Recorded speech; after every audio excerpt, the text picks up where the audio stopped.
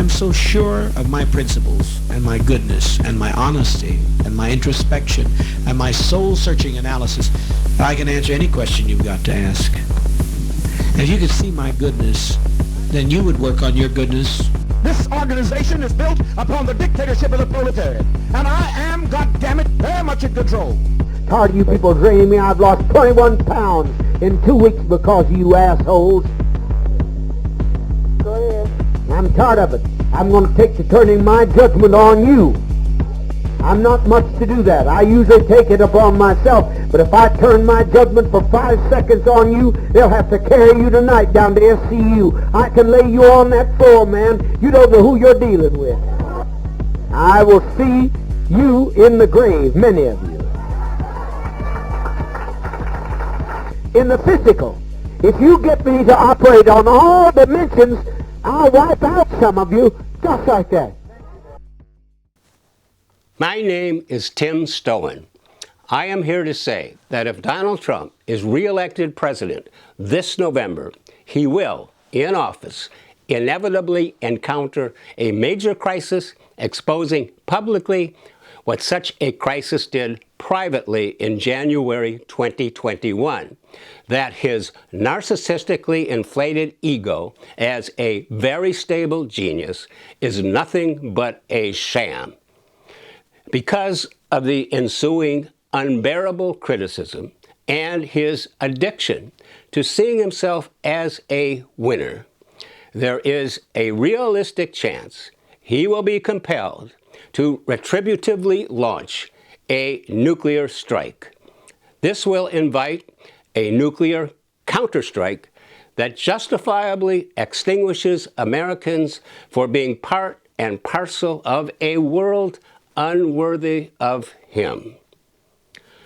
Trump exemplifies the same behavioral traits as did Jim Jones, whose narcissistically inflated ego as a great mind controller was about to be exposed unbearably as a sham.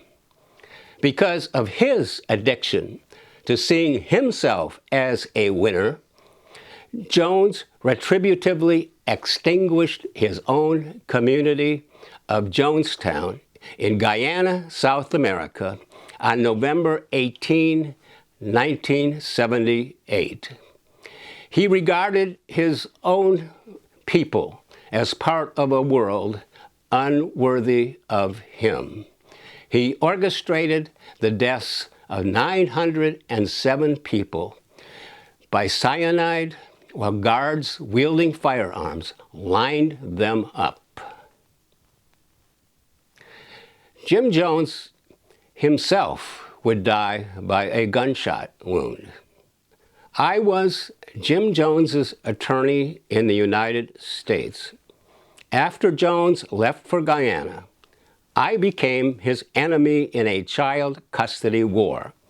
I discovered too late that I made the same huge mistake about Jones that evangelicals are now making about Trump, which is overlooking a basic law of the universe. Character devours cause. I overlooked Jones's narcissism because I liked his cause of social justice. And then, when in Guyana, Jones achieved absolute power and chose to exploit it, his narcissism became malignant and utterly lethal. Let us proceed to compare Jim Jones to Donald Trump, of whom his own Secretary of Defense, General Jim Mattis, said, "He's dangerous, unfit, felony stupid." In 1964, an eminent psychoanalyst, Erich Fromm, wrote a book titled The Heart of Man, Its Genius for Good and Evil. Fromm had fled the Nazis, studied their leaders, and coined the term malignant narcissism. He first described the more innocent form of narcissism the benign form, as the result of a person's effort. For example, a carpenter taking pride in his work. What keeps that type of narcissism under control is the fact it requires the person to be related to reality. The malignant form, to the contrary, is based on what the person has. For example, his looks or wealth or charisma, and not what he achieves. And therefore, he does not need to be related to anybody or anything, or even to make the effort. As a result, he becomes more and more dangerous. In maintaining the picture of my greatness, I remove myself more and more from reality, and I have to increase the narcissistic charge in order to be better protected from the danger that my narcissistically inflated ego might be revealed as the product of my empty imagination. Erich Fromm. I became acquainted with Fromm's book after reading People of the Lie, a 1983 book by a prominent American psychiatrist, Scott Peck. Adopting Fromm's term of malignant narcissism, Peck defined it as extreme narcissism involving an intent to kill for non-biological reasons. He then applied it to Jim Jones. We will see how Donald Trump qualifies as a malignant narcissist under that same definition, and why that makes his psychological instability utterly dangerous should he obtain a second term. The basic question upon his re-election then becomes, is Donald Trump's psychological instability a nuclear danger to American survival?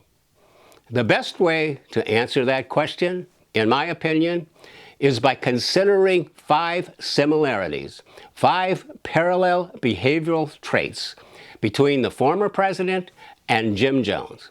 Let us begin with this first similarity: extreme narcissism.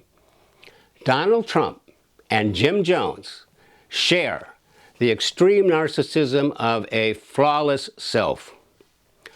In a tape recording made in Jonestown, Guyana, on March 20, 1978, Jim Jones told his followers gathered before him, I'm so sure of my principles and my goodness and my honesty and my introspection and my soul-searching analysis, I can answer any question you've got to ask.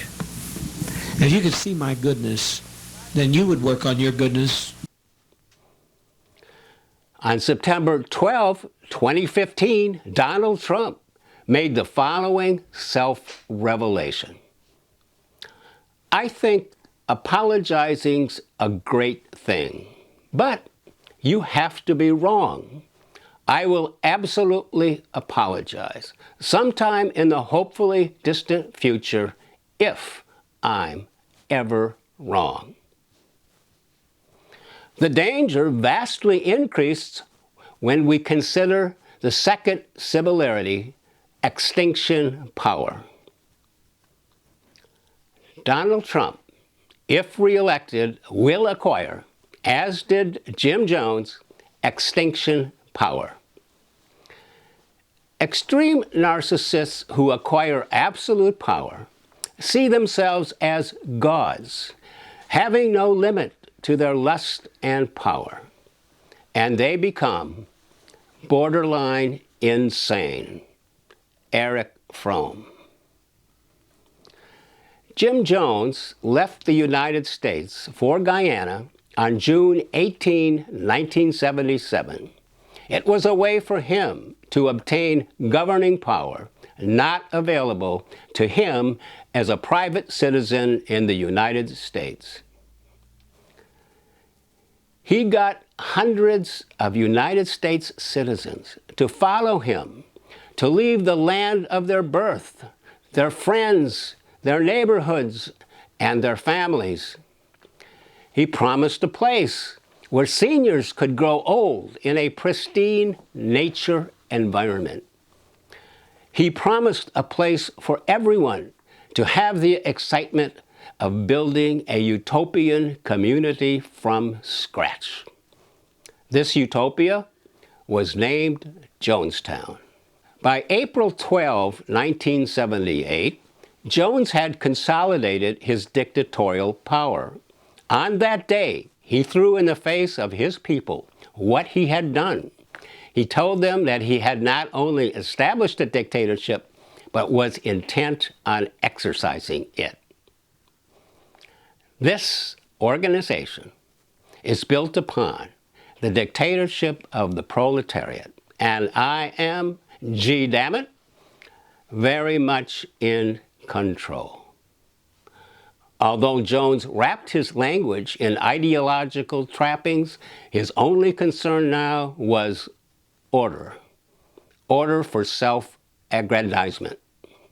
Donald Trump will acquire extinction power simply by being elected in 2024 to the office of president. Trump will not quit running, even if he is convicted. He has the same hubris as Jim Jones, and the Jim Jones I knew would never in a million years countenance quitting.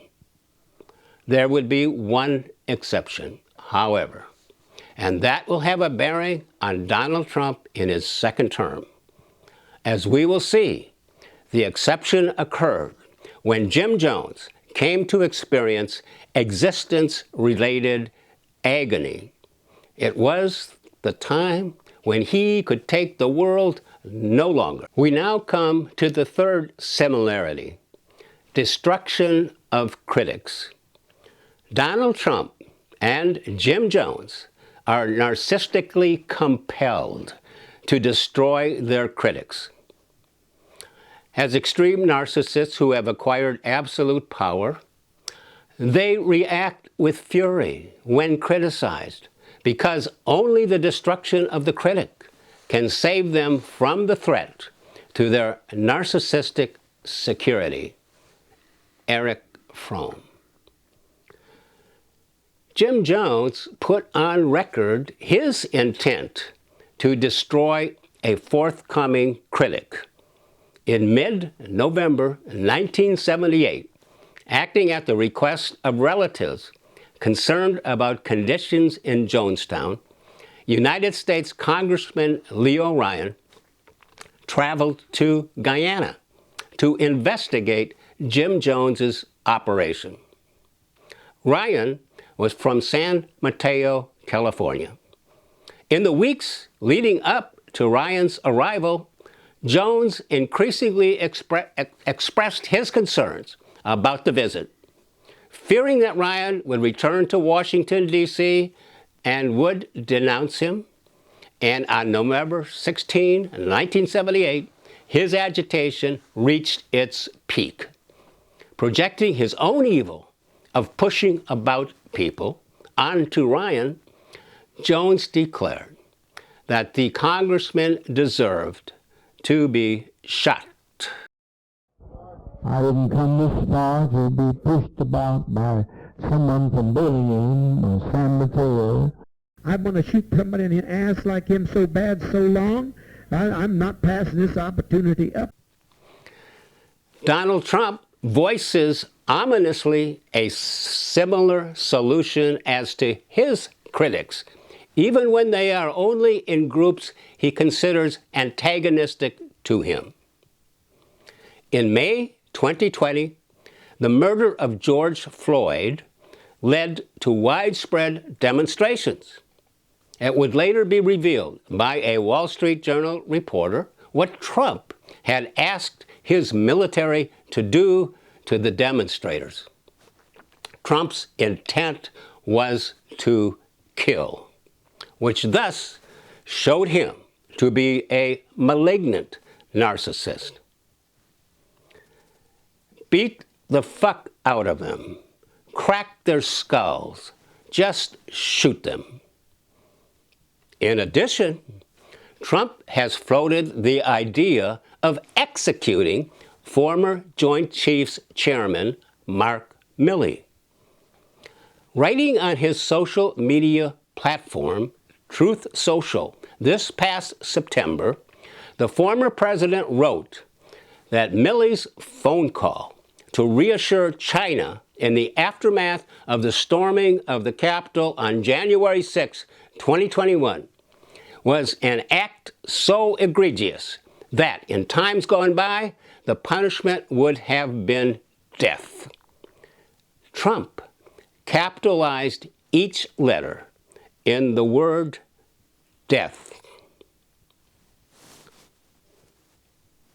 We now come to the fourth similarity, turning on loyalists. Donald Trump and Jim Jones are narcissistically compelled to turn on their loyalists. As extreme narcissists who acquire absolute power, they turn on their loyalists because they lose the corrective element of relationships, which leads to frightened isolation, whereby even loyalists become enemies. Erich Fromm. On November 10, 1978, Jim Jones became angry at Jonestown residents who simply wanted to return to the United States. His anger was lethal. Tired of you people draining me. I've lost 21 pounds in 2 weeks because of you assholes. Go ahead. I'm tired of it. I'm going to take to turning my judgment on you. I'm not much to do that. I usually take it upon myself. But if I turn my judgment for 5 seconds on you, they'll have to carry you tonight down to SCU. I can lay you on that floor, man. You don't know who you're dealing with. I will see you in the grave, many of you. In the physical, if you get me to operate on all dimensions, I'll wipe out some of you just like that. The people Jones was speaking to were loyalists, people who left the land of their birth at his behest, who stayed with him in Jonestown month after month, who made no attempt to obstruct his governance in any way. On January 6, 2021, Donald Trump's frightened isolation led him to go after Mike Pence, his own vice president, and up to then, his most slavish loyalist. Pence had agreed to count the electoral votes as required by the Constitution. Here is what Trump tweeted at 2:24 that afternoon, while the crowd of his supporters was marching on the Capitol. Mike Pence didn't have the courage to do what should have been done to protect our country and our Constitution. Obviously, then, there was only one thing to be done, so up it came, a gallows. And, accordingly, the crowd responded, "Hang Pence." And what did our president say when he became aware of the chant? Maybe our supporters have the right idea. Mike Pence deserves it. In supporting his followers' calls that Mike Pence be hanged for doing his job, Trump was acting exactly parallel to Jim Jones when he said, "I will see you in the grave."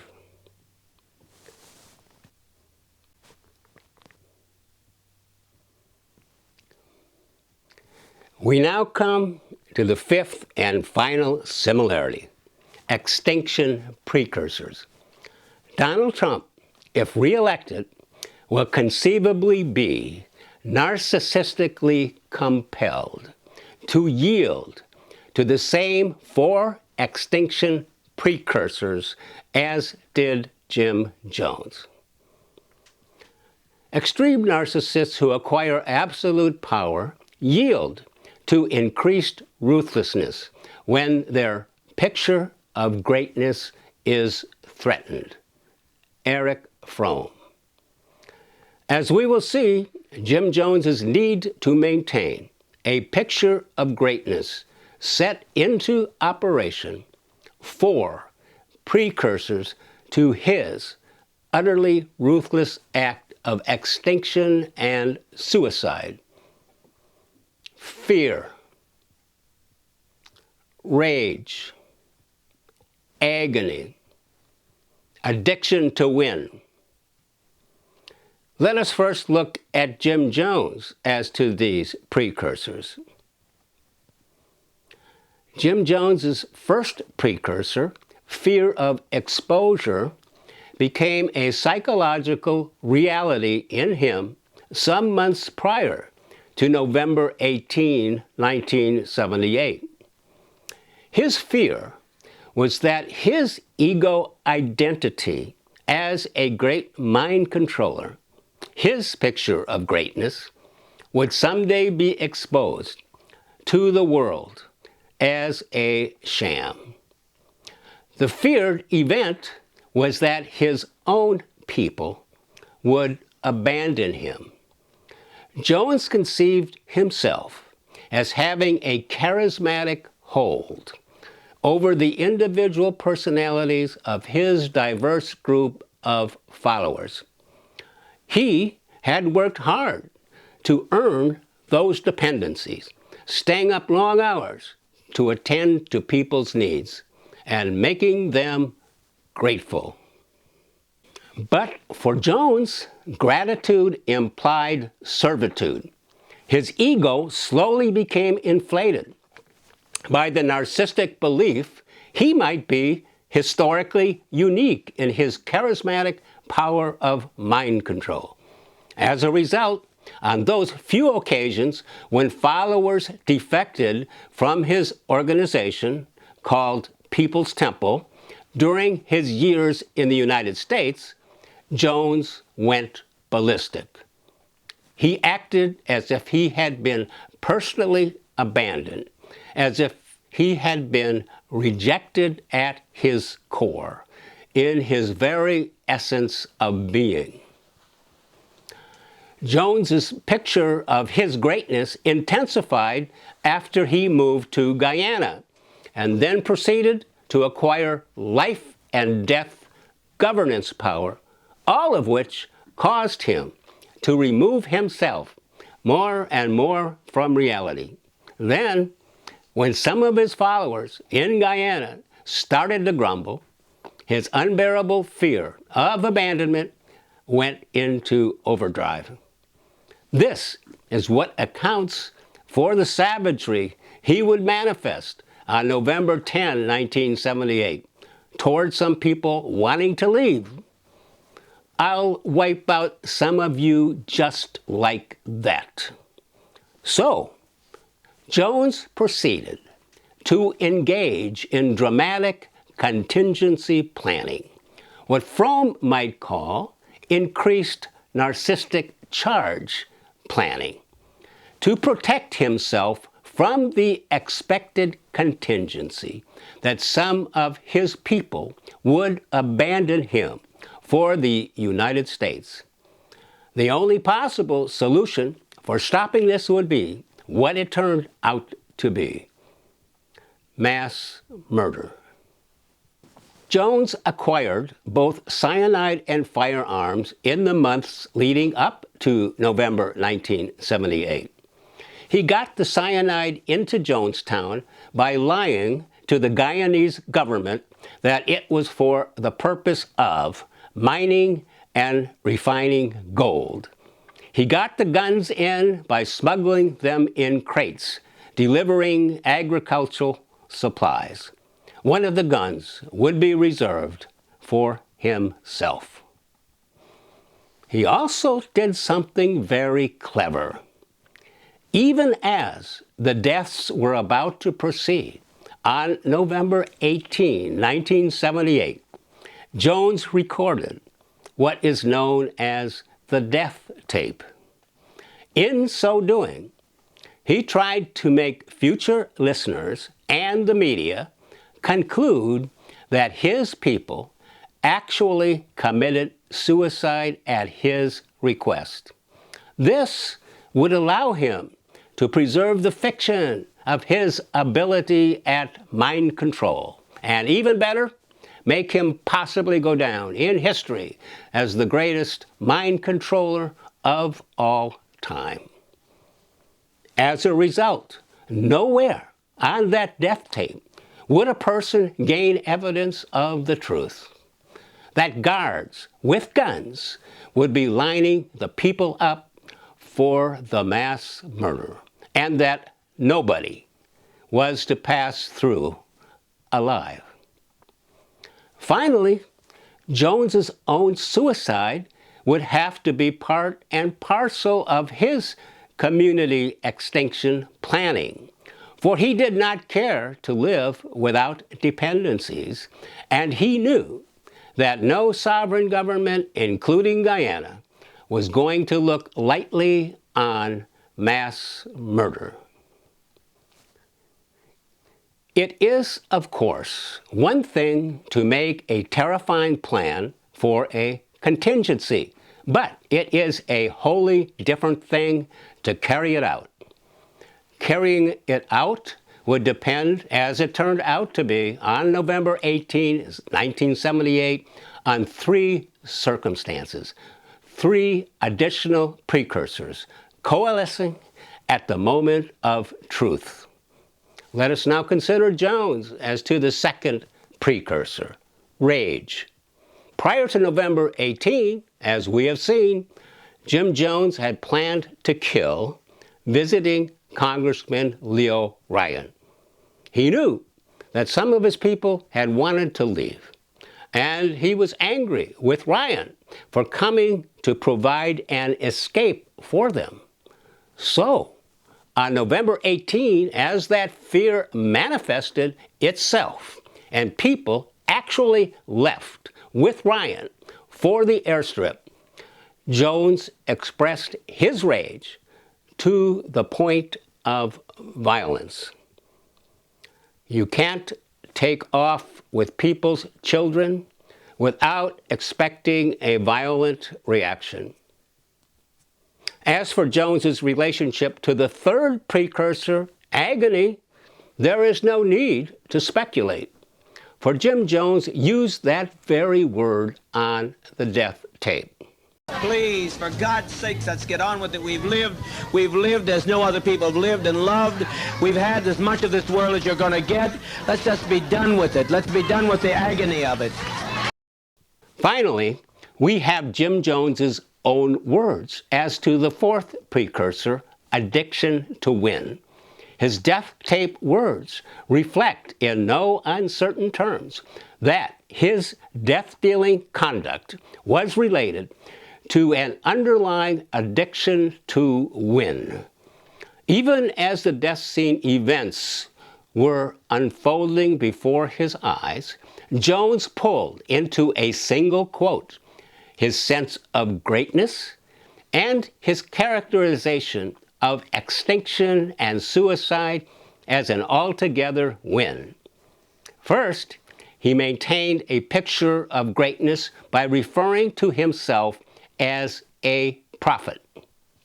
Second, he claimed a win by community extinction and by his own suicide. He used the word win with the phrase, when we go down. Third, he claimed a future win over an outside adversary by combining the word win with the phrase, he'll destroy himself. We win when we go down. Tim Stone has nobody else to hate. He has nobody else to hate. Then he'll destroy himself. I'm speaking here not as the administrator, I'm speaking as a prophet today. Let us now turn to Donald Trump, and we will see that the parallels between him and Jim Jones as to shared extinction precursors are undeniable. We will start with the first precursor, fear. Donald Trump, on re-election, will experience a fear of exposure. His fear will be that his ego identity as a very stable genius, his picture of greatness, will be exposed to the world as a sham. The feared event for Trump will be the arrival of a major crisis that reveals to the world, front and center, the same major psychological instability manifested by him in private in January 2021, as reported by General Mark Milley. Trump will expect that critics will then mount vicious attacks on him as a loser, to the point of it becoming maybe unbearable. He will view those critics as part of an unworthy world. He will then conclude that this unworthy world requires a major rectification. He will eventually, conceivably, conclude that nothing less than a nuclear strike could be adequate rectification. And so he will conceivably engage, as Jim Jones did in actuality, in contingency planning for the extreme measure. And this is so for Donald Trump, even if it means suicide by way of a nuclear counterstrike. Fromm explains why suicide, the destruction of oneself, follows unbearable criticism. The narcissistic person reacts with intense anger when he is criticized. Only the destruction of the critic or oneself can save one from the threat to one's narcissistic security. Erich Fromm. This nuclear strike will be commensurate with Trump's pre-existing openness to using nuclear weapons. On March 30, 2016, Trump gave a response in an interview perfectly showing both his awareness of his available nuclear weapons and his attitude about using them. Chris Matthews. They are hearing a guy running for president of the United States talking about maybe using nuclear weapons. Nobody wants to hear that about an American president. Trump. Then why are we making them? Why do we make them? In addition, an illegal nuclear strike is realistically possible due to two factors. First, Trump is aware that the nation has been told by General C. Robert Keller as to what happens if an illegal nuclear weapon strike launch were to be ordered by a president. The president's human factor then kicks in. Strategic warning is not as time urgent. And so more time gets introduced into these scenarios as you go from the most extreme stressing scenario back to the left. So that's the next scenario, is where it's more strategic and you have time. And let's say you get a presidential order to launch. Right. But you're in the position and you know that it has not gone, you have not followed the process. It has not been properly vetted. In that case, in your position, you believe that is an illegal order? No, I believe you have to determine whether that's illegal. But you would have that, you believe that is your responsibility, you would have the authority to Yes. say this is not legal because We have not followed the steps. We haven't gone through the process. I would have said, I have a question about this, and I would have said, I'm not ready to proceed. And then what happens? Well, as I say, I don't know exactly. No. Fortunately, these are all hypothetical scenarios. I mean, they're real in terms of our... We're holding a hearing on this, so... They're all, exactly. This is the human factor in our system. The human factor then kicks in. Second, Trump has already shown his contempt for the top military whom he would have to consult, but not obey, upon ordering an illegal nuclear weapons strike. Trump's attitude toward the nation's top military was shown at a July 2017 Pentagon briefing. The briefing is detailed in the book, A Very Stable Genius, by Philip Rucker and Carol Leonig. It is in a chapter titled, Shocking the Conscience. The book is reporting on Trump's behavior at a briefing at the Pentagon with the nation's top military brass on July 20, 2017. That briefing took place in a room known as the Tank. To Trump's left is Secretary of Defense Jim Mattis. 2 chairs from him in the seat of honor is Chairman of the Joint Chiefs, Marine General Joseph Dunford. To Trump's right, not visible, is Secretary of State Rex Tillerson. Behind Mattis, in Trump's line of sight, is Steve Bannon. And here comes President Donald Trump addressing the nation's top military officers. I wouldn't go to war with you people, Trump told the assembled brass.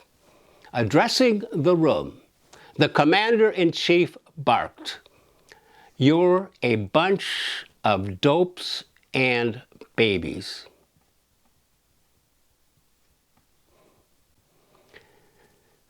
The Secretary of State cannot restrain himself afterwards from expressing his opinion of his president. Standing in the hall with a small cluster of people he trusted, Tillerson finally let his guard down. He's a fucking moron, the Secretary of State said of the president. As for Trump's having to prepare for implementing a nuclear strike, there will be no need. Implementation will be automatic by virtue of his position as president. Trump will not have to work like Jones, who had to engage in smuggling. Finally, as was the case with Jones, it will be a different thing for Trump to immediately go from extinction planning to extinction execution. Execution will depend, as it did for Jones, on 3 circumstances. Those 3 additional precursors coalescing at that moment of truth. Let us now consider Donald Trump as to the second precursor, rage.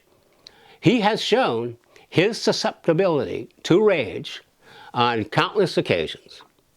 His rage comprises 2 parts, anger and retribution. First, as to the anger, a single example will suffice. Trump's own Republican Attorney General, Bill Barr, was asked on Fox News what was the most unsettling thing that happened working with Trump. It was certainly unsettling when I went in to talk to the president about the election. He was livid and shaking, and showed a lot of temper and yelling. Livid and shaking and yelling should meet the definition of anger. Second, as to the retribution, we have already witnessed Donald Trump's unconscionable act of retribution, accusing our governmental system of having stolen the election from him.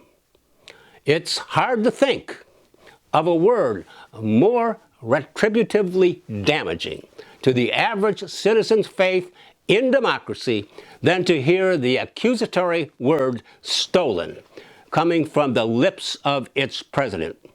Trump knew he had no evidence the election was stolen. He lied to the American people.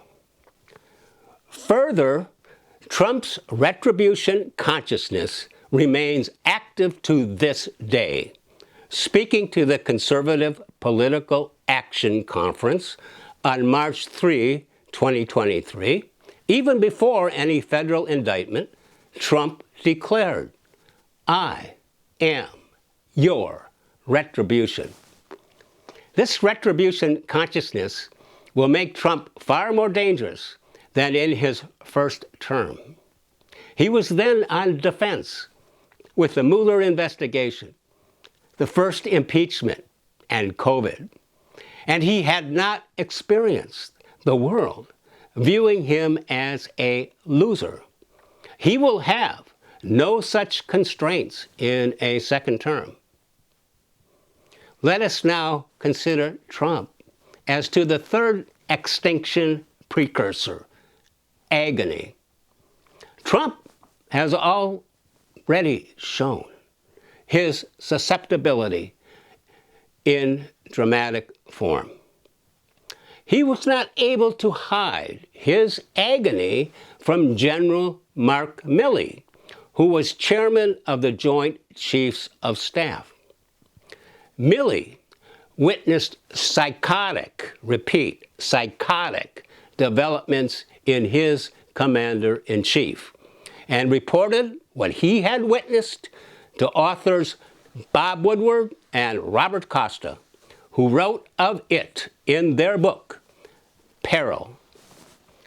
Milley was certain Trump had gone into a serious mental decline in the aftermath of the election, with Trump now all but manic, screaming at officials and constructing his own alternative reality about endless election conspiracies.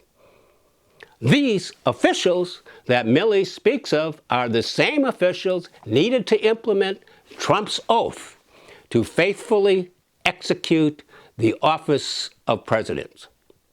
Such screaming conduct can only be attributed to agony.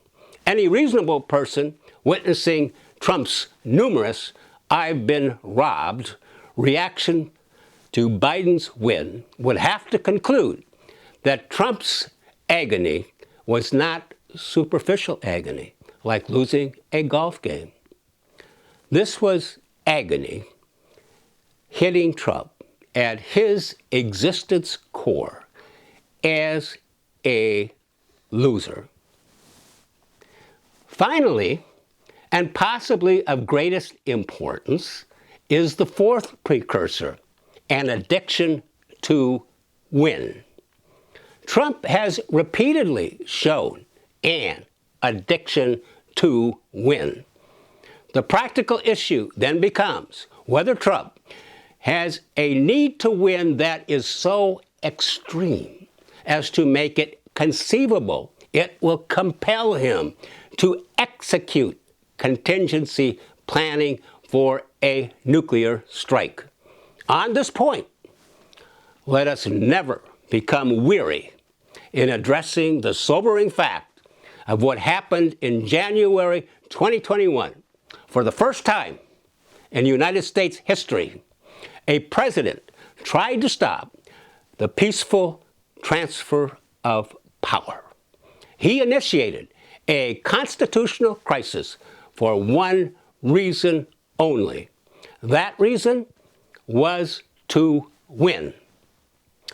Really, can anyone think of a more compelling item of proof of an outright addiction to win than that of a president instigating his followers, some of whom were armed, to march on the U.S. Capitol so that the president could win what he had been told he had lost?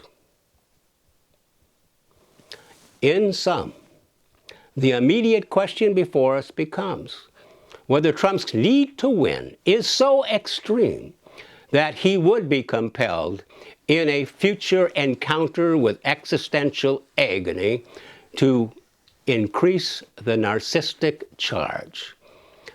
In other words, to order a nuclear launch that he knows will result in mass deaths, including his own. That in turn depends in great measure on whether he has an addiction to always win. Trump has favored us with the answer. Here is Trump's self-revelation to Maureen Dowd of the New York Times on August 15, 2015. I win, Maureen. I always win. I win. It's what I do. I beat people. I win. Based on his word always, his psychotic behavior after losing the 2020 election, and my experience with his alter ego, I believe Donald Trump's need to always win is so uncompromising that it is so like Jim Jones's need to always win as to make it conceivable it will require mass deaths, including his own, when unbearable anger and agony next enter him. We now come to our conclusion. Donald Trump is, in my opinion, already 90% as demented as Jim Jones was at the very end. The bottom line risk facing every American voter if Trump is elected in 2024 is to the fundamental values and fundamental purposes of all government. These are, simply stated, security and stability. Neither is safe unless the President of the United States is safe. Let us now listen to just 3 examples of Donald Trump's own recent words as we assess his fitness for the office of president. Poison.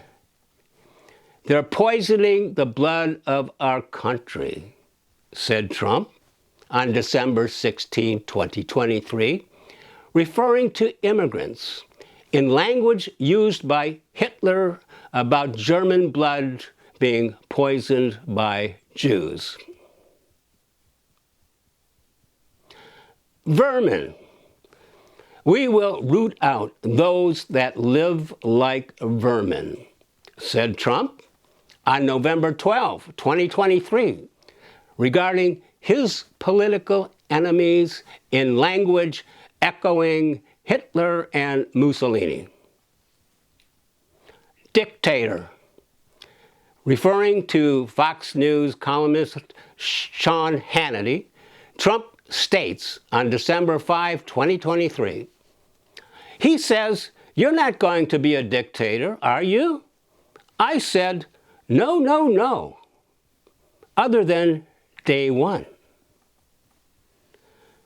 Let us now consider just 3 of Donald Trump's own former officials as to Trump's fitness for the office of president. Chief of Staff General John Kelly. He is the most flawed person I have ever met in my life. Attorney General Bill Barr.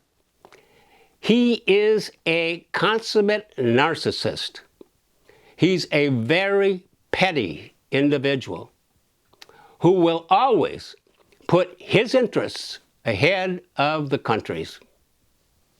Defense Secretary General Jim Mattis. He is more dangerous than anyone could ever imagine. Finally, let us consider Trump's character in light of Christian values. It does not appear an easy task for evangelical voters to reconcile with Christian values the character of someone whose philosophy of life embraces adultery. Moved on her, and I failed. I'll admit it. I did try and fuck her. She was married. I moved on her like a bitch. And when you're a star, they let you do it. Grab him by the pussy. I could do anything. Likewise, I've said that if Ivanka weren't my daughter, perhaps I'd be dating her. You know? if evangelicals nonetheless choose to take their chances and elect Trump, it will be only a matter of time when some humiliation he deems unbearable comes upon him. Jonestown will then become more than an extinction specter, for Trump will feel existence-related agony as he tries to maintain his picture of greatness, and he will have the means to do something about it, namely uranium and missiles. He will conceivably then react as did his narcissistic extinction twin, Jim Jones, when his moment of agony came. Let's just be done with it. Let's be done with the agony of it. All Jim Jones had when the moment came to be done with it was cyanide and firearms. When that moment comes for Donald Trump, he will not be so limited.